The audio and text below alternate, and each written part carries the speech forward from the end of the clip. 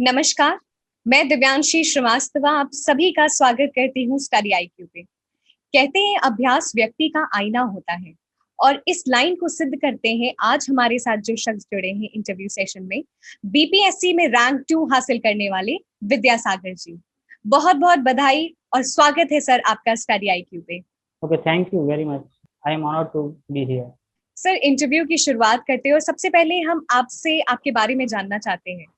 मेरा नाम विद्यासागर है। मेरे फादर टीचर हैं एक प्राइमरी स्कूल में। मेरी मदर हाउस वाइफ है। मैंने अपनी स्कूलिंग जवाहर नवोदय विद्यालयों से की है। मैंने अपना क्लास टेंथ तक जवाहर नवोदय विद्यालय सुपौल से किया है और क्लास 12th की पढ़ाई मैंने जवाहर नवोदय विद्यालय भागलपुर से पूरी की है। मैं एक मैकेनिकल इंजीनियर हूँ और मैंने अपनी इंजीनियरिंग की डिग्री एनआईटी ट्रिची से ली है। उसके बाद मैं सिविल सर्विस की प्रिपरेशन शुरू किया और ये बीपीएससी में मेरा फर्स्ट अटेम्प्ट था जिसमें मैंने सेकेंड रैंक सिक्योर की। फर्स्ट अटेम्प्ट में रैंक 2 हासिल करना ये तो बहुत ही इनक्रेडिबल सी बात है। अब हम जानना चाहेंगे ये बीपीएससी की जर्नी शुरू कब से हुई? क्या आपने कॉलेज में ही सोच लिया था कि बीपीएससी की तरफ जाना है, सिविल सर्विसेज के लिए तैयारी करनी है? मैंने यूपीएससी के बारे में सोचा था और मैं प्रिपरेशन यूपीएससी की कर रहा था, तो मैं ऑलरेडी यूपीएससी में भी सिलेक्टेड हूँ। 2019 में 634 मेरी रैंक है। तो जब मैं यूपीएससी दे रहा था तो मैं इसे as a side option, as a fall back मैंने बीपीएससी को रखा। और मेरे फादर ने मुझे बोला कि तुम इसे दे सकते हो बीपीएससी को भी। तो मैंने बीपीएससी का प्रीलिम्स अपने फर्स्ट मेंस यूपीएससी का जब मैं लिखा उसके बाद मैंने दिया था। तो उसमें रिजल्ट हो जाने के बाद मैं नेक्स्ट अटेम्प्ट जब लिखा था यूपीएससी का तो उसके मेंस के 2 मंथ पहले बीपीएससी का भी मेंस था। तो ये ऑलमोस्ट जुलाई 2019 की बात है। तो उस समय मैंने इसका भी मेंस लिखा। और मैथमेटिक्स मेरा ऑप्शनल है, तो प्रोबेबली मैथमेटिक्स ऑप्शनल एक एक्स फैक्टर रहा जिसने मुझे काफ़ी ज़्यादा स्कोरिंग करने में मदद की मेंस में, और उसकी वजह से मुझे लगता है मैं रैंक 2 सिक्योर करने में सफल रहा हूँ। सर जैसे आपने बताया कि आप यूपीएससी 2019 में ऑलरेडी सिलेक्टेड हैं, अभी आप आईआरएस की ट्रेनिंग भी कर रहे हैं, तो क्या मोटिवेशन था बीपीएससी के लिए? जब जब मैं बीपीएससी लिख रहा था उस समय मेरे पास कोई बैकअप ऑप्शन नहीं था, तो मैं बीपीएससी को एज ए बैकअप ऑप्शन रखना चाहता था अपने प्रिपरेशन के टाइम पे, ताकि मेरे पास कोई फॉल बैक ऑप्शन हो अगर मैं यूपीएससी में भी अगर मैं सेलेक्ट नहीं हो पाया तो ये एक मोटिवेशन था। और प्रिपरेशन स्ट्रेटेजी बिल्कुल सिंपल थी कि मैथमेटिक्स में अगर मार्क्स आ जाएंगे तो मैं सेलेक्ट हो जाऊंगा बीपीएससी में भी। और एक जो दूसरा बड़ा मोटिवेशन था कि जो एक चैलेंज होता है वो मुझे हमेशा से पसंद रहा है। तो एक जो फाइट होती है एग्जाम में रैंक्स के लिए, तो वो थोड़ा मुझे अट्रैक्ट हमेशा से करता था, तो मैंने उसके लिए भी उस एग्जाम को दिया। सबसे पहले सर अगर बीपीएससी की बात करें तो मैं इस एग्जामिनेशन की डिमांड को समझना चाहती हूँ। देखिए, किसी भी एग्जाम की जो डिमांड होती है वो अक्रॉस द एग्जाम सारे एग्जाम के कांस्टेंट होती है। जो फर्स्ट डिमांड होती है कि प्रीलिम्स की डिमांड बीपीएससी में बिल्कुल फैक्चुअल डिमांड है और वो सब्जेक्ट्स के हिसाब से चेंज होती है। जैसे हिस्ट्री की डिमांड काफ़ी, मतलब हिस्ट्री का नॉलेज एक वास्ट नॉलेज होना चाहिए, क्योंकि नंबर ऑफ क्वेश्चन हिस्ट्री में अराउंड 40 क्वेश्चन हो सकते हैं, 1/150 question. Similar story science tech की है, उसमें जो 8 to 10 तक की एनसीईआरटी है वो काफ़ी, 8 to 10 तक का जो नॉलेज है साइंस का वो काफ़ी इंपॉर्टेंट है across the spectrum, physics chemistry biology, क्योंकि वहाँ से भी 20 to 30 क्वेश्चन प्रीलिम्स में आ रहे हैं। सिमिलरली ज्योग्राफी का भी वेटेज काफ़ी है। ज्योग्राफी जो मैप्स हैं उनका काफ़ी वेटेज है, जैसे बिहार की ज्योग्राफी में। फैक्चुअल अंडरस्टैंडिंग बहुत ही अच्छी होनी चाहिए प्रीलिम्स के लिए जैसे आपने बताया। बात करते हैं आपने प्रीलिम्स के बारे में तो कुछ की पॉइंट्स बता दिए, अब हम मेंस की थोड़ी सी बात करते हैं। हाँ, तो मेंस में 2 पार्ट है, एक जनरल स्टडीज वाला पार्ट है और एक मैथमेटिक्स वाला पार्ट है। तो मैं जनरल स्टडीज वाले पार्ट को पहले डील कर देता हूँ। जनरल स्टडीज में जो सबसे इम्पोर्टेंट है वो है segregation. Segregation between news and issues. Candidates इसे सेग्रीगेट नहीं कर पाते हैं। फॉर एग्जांपल कि इंडिया पाकिस्तान के बीच में अगर कोई टेरर अटैक हो जाए तो वो जो नॉइज होता है उसके अराउंड कि टेरर अटैक हो गया, कैंडिडेट उसे फोकस करते हैं, बट वो इशूज फोकस नहीं करते कि आखिरकार ये हो क्यों रहे हैं, इंडिया पाकिस्तान के बीच और क्या इशूज हैं। तो जो इनको सेपरेट करना है वो इम्पोर्टेंट है। जो सेकंड एस्पेक्ट इम्पोर्टेंट है कि थीम्स के अक्रॉस क्वेश्चन पूछे जाते हैं और वो थीम्स कांस्टेंट होते हैं बीपीएससी के एग्जाम में।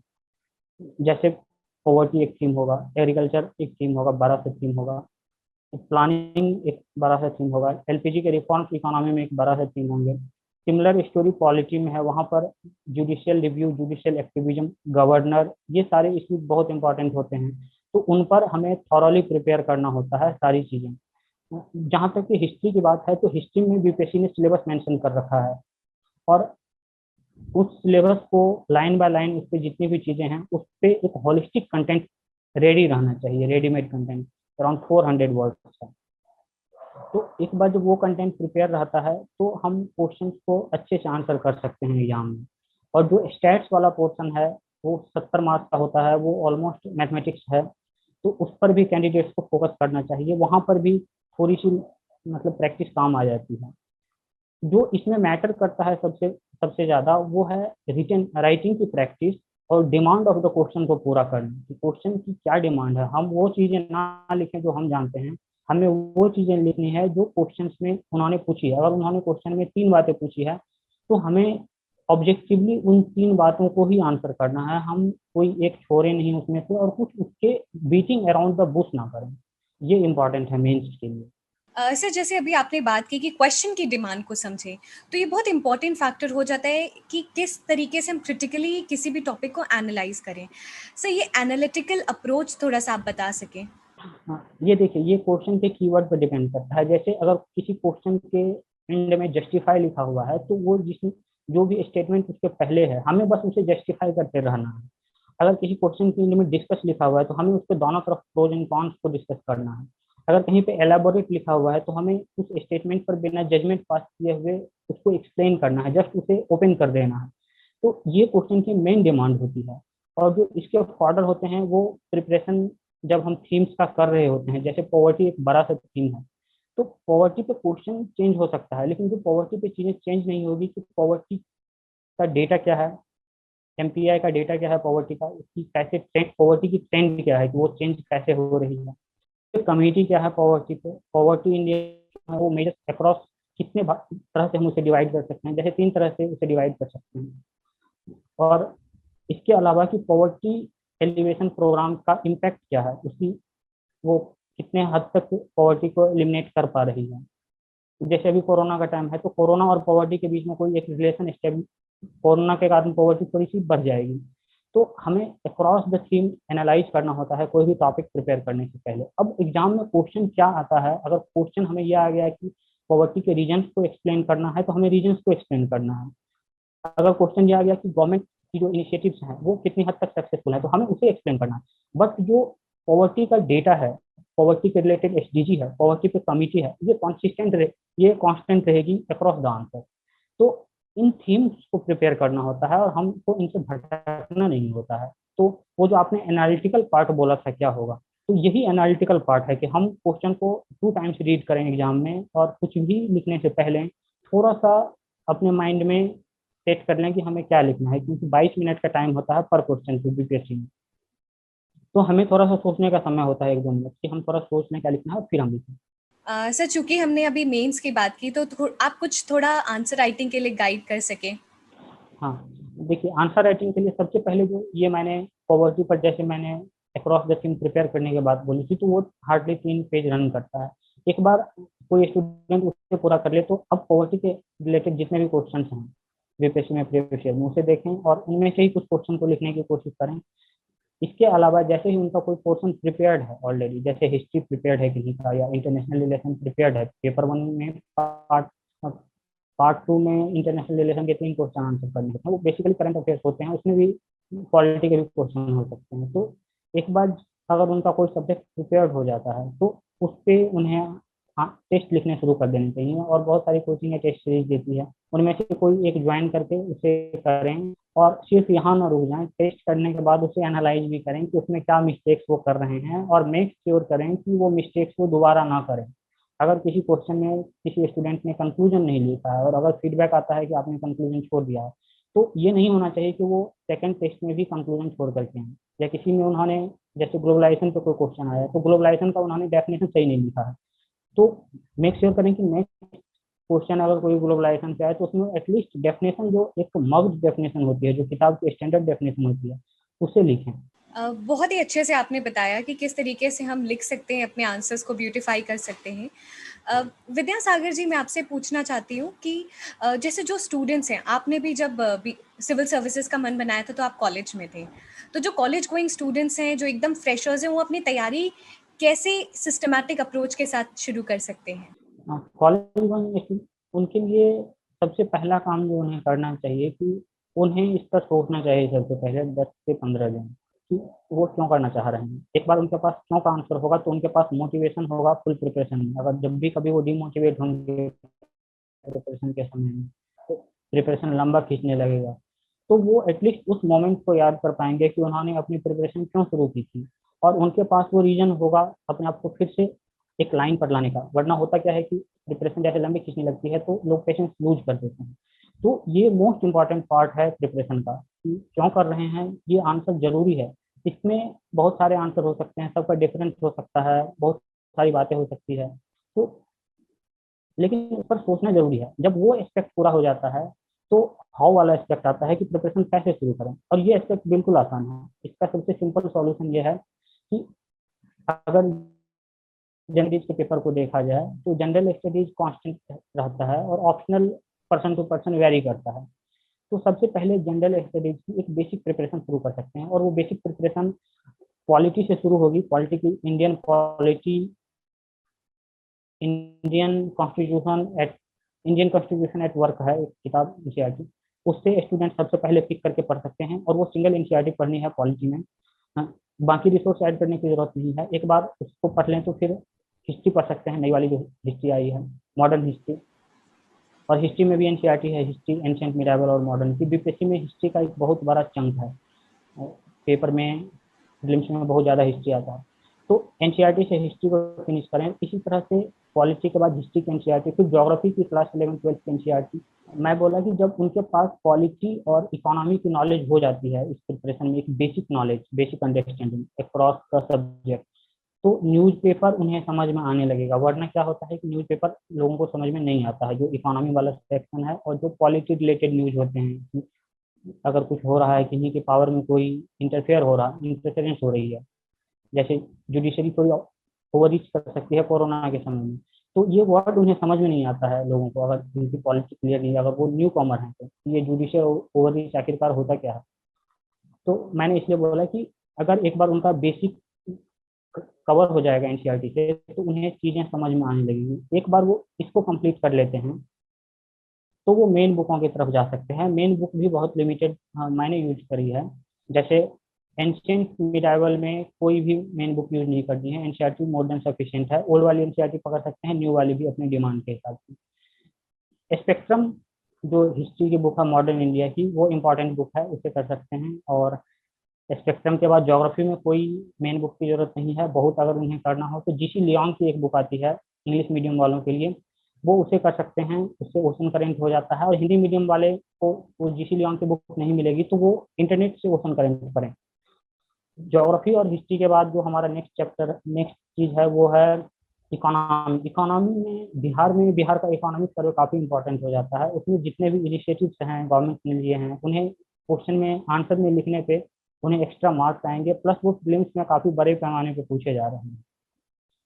पॉलिटी में उन्हें फिर लक्ष्मीकांत की बुक है, एम लक्ष्मीकांत की, उसे पढ़ें। वो अगर वो एक बार में पूरा नहीं पढ़ पाते हैं तो एटलीस्ट फर्स्ट 2 यूनिट एक बार में करें। यहाँ से वो इंडियन कॉन्स्टिट्यूशन एट वर्क से अपने प्रिपरेशन को स्टार्ट कर सकते हैं बिना कुछ सोचे कि यहाँ से मुझे करनी है। और एक प्लानिंग उनके पास रहनी चाहिए कि मैं इसके बाद ये चीज़ें करूँगा, इसके बाद ये करूँगा।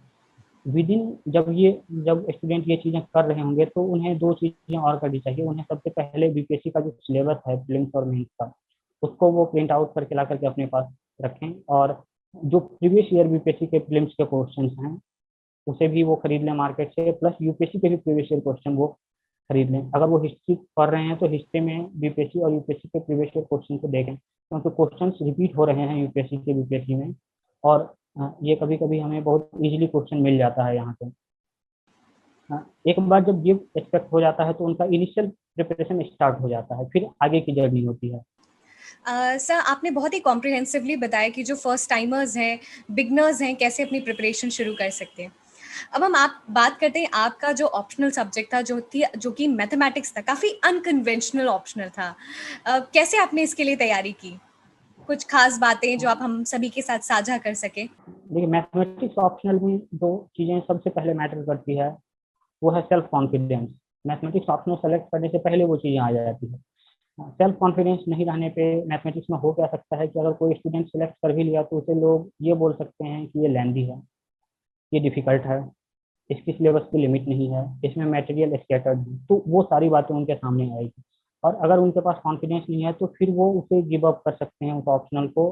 और फिर उसमें होगा क्या कि उनकी जो 2-3 महीने की जो हार्डवर्क है वो बेकार हो जाएगी, और दूसरे ऑप्शनल में पता नहीं उनका सिलेक्शन होगा भी या नहीं। तो मैथ्स में वन स्टूडेंट के पास सेल्फ कॉन्फिडेंस हो तो उसके बाद चीजें आगे बढ़ेगी। नेक्स्ट स्टेप सेल्फ कॉन्फिडेंस के बाद आता है कि प्रिपरेशन कहाँ से करें, हाउ टू स्टार्ट, और मटेरियल का क्या होगा, मटेरियल कैसे उनके पास आएगी। तो हाउ टू स्टार्ट और मटेरियल कैसे आएगी, इसका एक सिंपल सा तरीका है कि जो आप बीपीएससी का सिलेबस देखेंगे मैथमेटिक्स का, तो सिलेबस दो भागों में डिवाइडेड है। एक है पार्ट 1 और दूसरा पार्ट 2। दोनों से हमें 3-3 क्वेश्चन पिक करने होते हैं। पार्ट 1 में 6 क्वेश्चन होते हैं, उसमें से हमें 3 पिक करने होते हैं। पार्ट 2 में भी 6 क्वेश्चन होते हैं, उसमें से 3 पिक करने होते हैं। हर क्वेश्चन में 2 क्वेश्चन होते हैं। अगर क्वेश्चन नंबर 1 है तो उसमें 2 क्वेश्चन होगा। इस तरह से हमें टोटल 12 क्वेश्चन सॉल्व करने होते हैं, जिसमें कि 6 नंबर ऑफ क्वेश्चन 6 होंगे टोटल, इसके दो दो पार्ट मिला करके 12 होंगे। तो इसमें हमें थोड़ी सी इंटेलिजेंट प्रिपरेशन करनी है बीपीएससी में। खास तौर पर हमें फुल सिलेबस कवर करने की कोशिश नहीं करनी चाहिए बीपीएससी में। इसके पीछे रीजन ये है कि बीपीएससी का जो सिलेबस है वो अराउंड 20% ज़्यादा है यूपीएससी के सिलेबस से, और सिलेबस में ऐसे टॉपिक्स हैं जो मुझे नहीं पता है कि वो कहाँ से कवर होंगे। तो मैं एडवाइस करूंगा कैंडिडेट्स को कि वो दोनों तरफ से 4-4 टॉपिक प्रिपेयर करें जो इजी टॉपिक हैं। इसमें इसके पीछे का लॉजिक ये है कि क्योंकि 3 क्वेश्चन सेलेक्ट करने होते हैं, तो पार्ट 1 में जो सिलेबस के टॉपिक्स हैं जैसे लीनियर अलजेब्रा है तो उससे एक कंप्लीट क्वेश्चन होगा, कैलकुलस से कंप्लीट क्वेश्चन होगा, बाकी में मिक्सिंग हो सकती है। तो ओडीई जैसे है तो ऑर्डिनरी डिफरेंशियल इक्वेशन एक इजी टॉपिक है, वो 1 वीक में हो जाता है।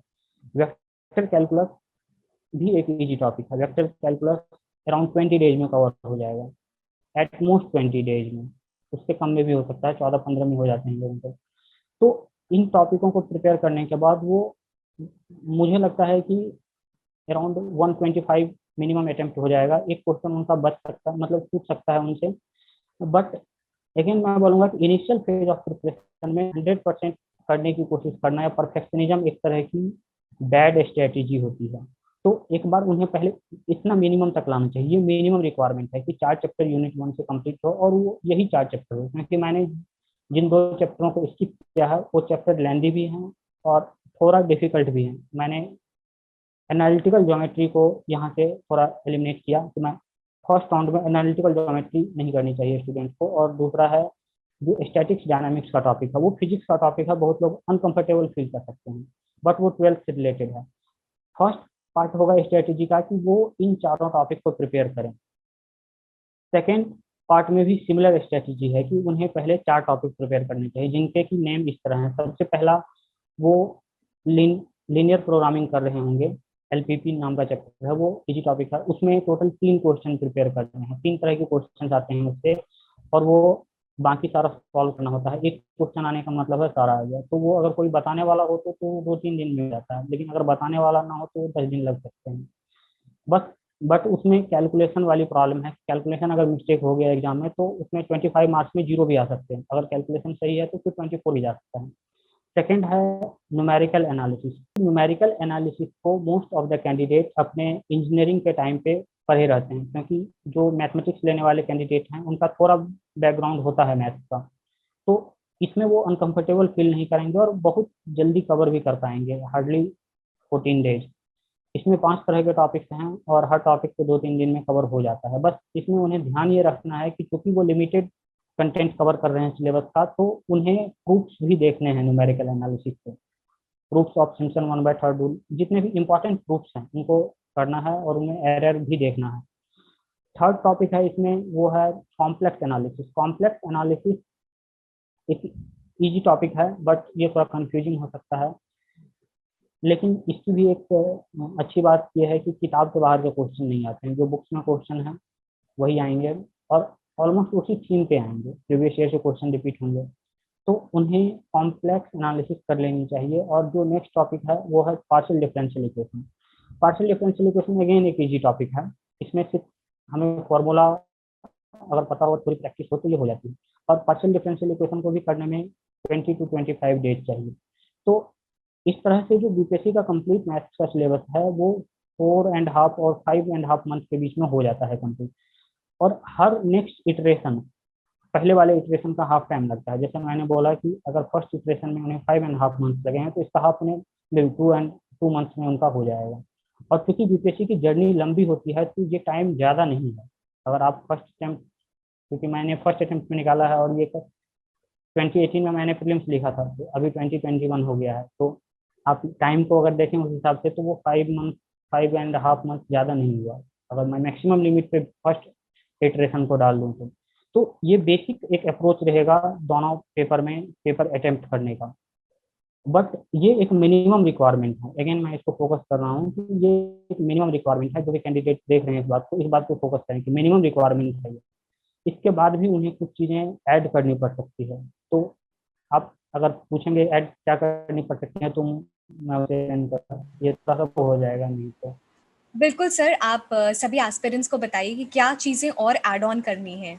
जो पार्ट 1 है, पेपर 1 मैथ के सिलेबस में जो पार्ट 1 है उसमें उन्हें जितनी चीज़ें उन्होंने क्लास 12th में 3D में पढ़ रखी हैं, जैसे स्टूडेंट स्क्यू लाइन तक पढ़े होते हैं तो उसमें उन्हें प्लेन और स्फीयर ऐड कर सकते हैं। प्लेन तक भी काम चल जाएगा, स्क्यू लाइन तक भी। और उन्होंने जो फिजिक्स के टॉपिक्स क्लास 12th में कवर किए हुए थे ऑलरेडी क्लास 11 12 में, जैसे simple harmonic motion, projectile, rectilinear motion, तो उसे ऐड कर लें पेपर 1 में। पेपर 1 के लिए ये सफिशियंट रहेगा उनके लिए। और पेपर 2 में जो मोमेंट ऑफ इनर्शिया वाला टॉपिक है, डी एलम्बर्ट प्रिंसिपल वाला जो फिजिक्स का टॉपिक है, और थोड़ा जो कैलकुलस से रिलेटेड टॉपिक है रियल एनालिसिस में, जैसे proper convergence of proper and improper integral, और रियल एनालिसिस के और भी जो टॉपिक हैं सीक्वेंस और सीरीज, इनको ऐड इतना मोर देन सफिशिएंट होगा उनके लिए। सर आपने बहुत ही अच्छे से बताया, बहुत ही डिटेल में बताया, और मैथमेटिक्स ऑप्शनल स्टूडेंट्स के लिए बहुत ही हेल्पफुल रहेगा क्योंकि ये काफ़ी अनकन्वेंशनल सब्जेक्ट है फॉर ऑप्शनल। सर आगे चलते हैं और बात करते हैं इंटरव्यू स्टेज की। ऑलरेडी आपने यूपीएससी का इंटरव्यू दे रखा था, आप ऑलरेडी उसमें सिलेक्टेड थे, तो बीपीएससी के इंटरव्यू के क्या एक्सपीरियंस रहा? इंटरव्यू ना होकर के पर्सनालिटी टेस्ट है। उसमें स्ट्रिक्ट क्रॉस एग्जामिनेशन नहीं होता है, बस वो कैंडिडेट्स की पर्सनालिटी टेस्ट करते हैं कि मतलब उनका कैरेक्टर कैसा है, क्या उन्हें अपने आसपास के चीज़ों की अवेयरनेस है या नहीं। जैसे फॉर एग्जांपल कि न्यूज़पेपर से बहुत फ्रीक्वेंटली क्वेश्चन पूछे जाते हैं और उस दिन के न्यूज़पेपर से पूछे जाते हैं। और जैसे मेरा इंटरव्यू 10 o'clock के आसपास हुआ था और मैं रूम से 8 बजे के आसपास निकला था, तो न्यूज़पेपर लेने का बहुत बार समय भी नहीं होता है, बट स्टिल क्योंकि वो पूछते हैं तो समाह मैनेज करके कैंडिडेट्स को उस दिन का न्यूज़पेपर पढ़ ही लेना चाहिए एक बार।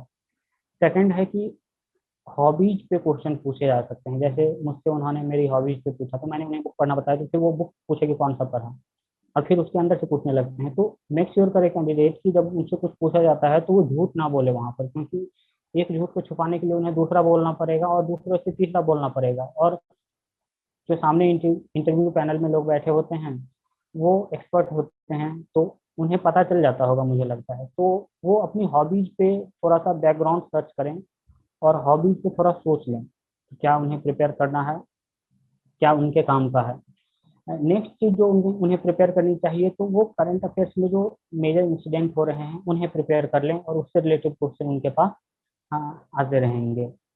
तो इंटरव्यू में बस यही होता है, और अपना कंपोजर नहीं खोना है। जैसे मेरे इंटरव्यू से जस्ट 2 दिन पहले मेरी नानी का डेथ हो गया था, तो अब मेरे पास ऑलरेडी एक यूपीएससी से जॉब थी, तो बहुत सारे लोग बोल रहे थे कि छोड़ भी सकते हो इसे, नहीं भी दोगे तो कोई बात नहीं। बट स्टिल हम लोगों ने बोला और मुझे भी लगा कि नहीं, मैं जाके दे देता हूँ इंटरव्यू। तो कभी कभी चीज़ें अनफेवरेबल हो सकती है, डिफिकल्टीज आ सकती हैं, बट उस मोमेंट में गिव अप नहीं करना है। एक तो जो हार्ड हेडेड माइंड कहते हैं कि उस तरह की माइंड सेट रख करके अपना कंपोजर ना लूज करें क्राइसिस में, और जाएं, अच्छे से इंटरव्यू दे बिना प्रेशर के, वहाँ पर एकदम इंजॉय करे जा करके, और मुझे लगता है उसमें में काम हो जाता है हमारा। ये सभी एस्पिरेंट्स के लिए बहुत बड़ा मैसेज है कि हो सकता है आपके साथ अनफेवरेबल सर्कमस्टांसेस बन गए हों, लेकिन जो गोल है उसके लिए आपको लड़ना है और बहुत अपना बेस्ट देना है। या मेरा भी यही कहने का मतलब। सर, आज आप सक्सेसफुल हैं, you have secured rank 2 in BPSC. तो अगर मैं आपके प्रिपरेशन डे से बात करूं, तो अगर एक दिन की दिनचर्या आपको बतानी हो तो वो कैसे होती थी? क्या पढ़ाई का स्केड्यूल होता था आपका? जो आपने पूछा कि जो डेली शेड्यूल क्या होता था, तो डेली शेड्यूल ये टाइम के हिसाब से चेंज होते जाएगा, जैसे जैसे प्रिपरेशन आगे बढ़ता जाएगा ये इवॉल्व होते जाएगा। फर्स्ट स्टेज के प्रिपरेशन में जो जनरल स्टडीज का पोर्शन है, क्योंकि वो एग्जाम में मैंडेटरी है, तो वो एक मेजर चंक ऑक्यूपाई करेगा प्रिपरेशन में। और न्यूज़पेपर पढ़ना होता है, न्यूज़पेपर वो हमेशा कांस्टेंट रहेगा। फुल प्रिपरेशन में न्यूज़पेपर इनिशियल फेजेज में 1.5 आवर रहेगा, फिर वो धीरे धीरे रिड्यूस होकर 45 मिनट्स तक आएगा। बाकी समय में कैंडिडेट्स को अपने ऑप्शनल के बारे में इंफॉर्मेशन गैदर करनी चाहिए और एग्जाम के बारे में इंफॉर्मेशन गैदर करनी चाहिए। इंफॉर्मेशन गैदरिंग इनिशियल फेज के प्रिपरेशन का एक बहुत ही इंपॉर्टेंट पार्ट है, और अगर वहाँ मिस गाइडेंस आई या अगर कुछ मिस इन्फॉर्मेशन है, कुछ मिस एजम्पन्स हैं, तो वो कैंडिडेट को डाइवर्ट कर सकते हैं एक रॉन्ग डायरेक्शन में। तो इनिशियल फेज के प्रिपरेशन में ये इंफॉर्मेशन गैदरिंग भी एक इंपॉर्टेंट पार्ट रहेगा उनका, कि वो सम टाइम इस पर स्पेंड करें, अराउंड हाफ एन आवर या 45 मिनट, कुछ दिन तक। उन्हें ज़्यादा टाइम देने की जरूरत नहीं है, 1 मंथ के आसपास में पूरा इंफॉर्मेशन आ जाए उनके पास। नेक्स्ट स्टेज ऑफ जो प्रिपरेशन है उसमें जब वो जनरल स्टडीज का बेसिक पढ़ चुके होंगे, और तब तक में उनका ऑप्शनल क्या लेना है उन्हें, ये चीज़ें जब एक बार फाइनलाइज हो गई होंगी, तो ये शिफ्ट जो है तो जनरल स्टडीज से ऑप्शनल की तरफ आएगा। जनरल स्टडीज एक नेम से स्टडी हो जाएगी, और ऑप्शनल एक मेजर चंक ऑक्यूपाई करेगा प्रिपरेशन का। वंस ऑप्शनल एक लेवल पे पहुंच जाए, उसके बाद इन दोनों में बैलेंस आ जाएगा, और हाफ हाफ टाइम डिस्ट्रीब्यूशन हो जाएगा जनरल स्टडीज और ऑप्शनल का। और जैसे जैसे प्रीलिम्स नजदीक आता जाता है, तो ये फिर से ऑप्शनल हट करके जनरल स्टडीज एक मेजर चंक ऑक्यूपाई करेगा, और फिर टेस्ट जो है उसको रिप्लेस कर देगा कुछ दिन में। ये एक इवोल्यूशनरी स्टेज होता है, कि जैसे जैसे एग्जाम नजदीक आता है तो हम टेस्ट की फ्रीक्वेंसी बढ़ जाती है, कि डेली 1 टेस्ट करना शुरू करना पड़ता है। फिर उसकी एनालिसिस वाली पार्ट है, तो इस समय में कोई ऑप्शनल नहीं हो रही होगी, और सिर्फ जनरल स्टडीज और प्रीलिम्स का टेस्ट हो रहा होगा। एक बार जब प्रीलिम्स ओवर हो जाता है, तो कैंडिडेट अक्सर क्या करते हैं कि वो, उन्हें लगता है कि अब जब मेंस होगा होगा, बट मैं कैंडिडेट्स को एडवाइस करूंगा कि वो अगेन अपना ऑप्शनल पे फोकस करें, और इस समय उनके पास एक्सक्लूसिव ऑप्शनल प्रिपेयर करने का वक्त होता है, तो उस समय वो ऑप्शनल प्रिपेयर करें। और फिर डिमांड के हिसाब से जब मेंस आ जाता है, तो इन दोनों जनरल स्टडीज और ऑप्शनल को बैलेंस करें। वंस मेंस इज डन, तो वो अपनी पर्सनालिटी पे फोकस करें और टाइम लूज ना करें। ऐसा ना कि वो रिजल्ट का वेट करें, वो एक रॉन्ग स्ट्रेटेजी होती है, क्योंकि थोड़ी मार्क्स से भी अगर आप कैंडिडेट्स का चूक जाता है, तो फिर उन्हें एक लंबा समय तक वेट करना पड़ेगा। इसलिए कहीं पे भी कॉम्प्लिसेंसी नहीं आनी चाहिए, और जो स्टेजेज है वो इसी तरह के होंगे। सर, किस तरीके से स्टडी आईक्यू आपकी जर्नी में साथ रहा है?